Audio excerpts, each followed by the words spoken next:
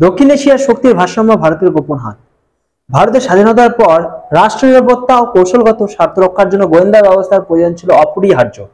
সেই প্রয়োজনে 1968 সালের প্রতিষ্ঠিত হয় রিসার্চ অ্যান্ড অ্যানালাইসিস উইং র। এই সংস্থা ভারতের সীমান্তের বাইরে রাষ্ট্রীয় নীতির এক অদৃশ্য কিছু কার্যকর হাত হিসেবে পরিচিত।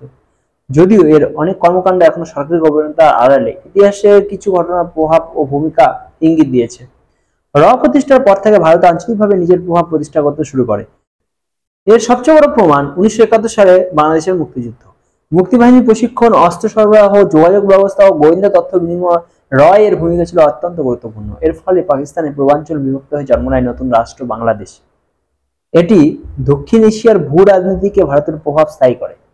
এরপর আসে সিকিম সংযুক্তি ঘটনা।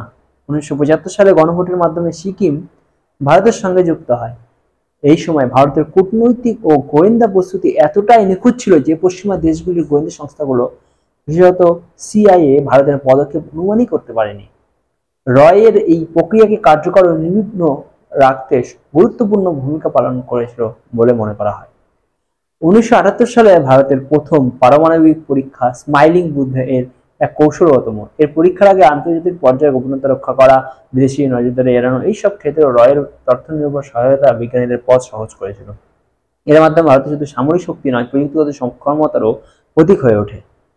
পাকিস্তানের পারমাণবিক প্রকল্প কাহুতা নিয়েও এর রয়ের ভূমিকা আলোচনা আছে। প্রকাশ্যে কোনো প্রমাণ না থাকলেও পাকিস্তানের পারমাণবিক অগ্রগতি ঠেকাতে ভারতের গোয়েন্দা সংস্থা বিভিন্ন স্তরে তথ্য সংগ্রহ ও প্রতিরোধমূলক ব্যবস্থা নিয়েছিল বলে অনেক সূত্রে উল্লেখ পাওয়া যায়।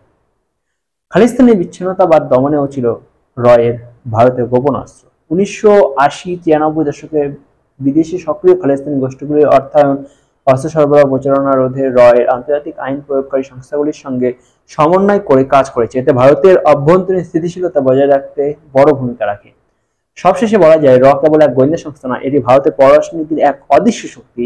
তাদের কার্যক্রম কখনো কূটনীতি, কখনো প্রতিরক্ষা, আবার কখনো মনস্তাত্ত্বিক যুদ্ধের অংশ। রয়ের তাই আজও ভারতের নীরব কৌশলগত ঢাল, যে ঢালকে দেশ রক্ষা করে কিন্তু নিজের অস্তিত্ব নিয়ে কখনো কথা বলে।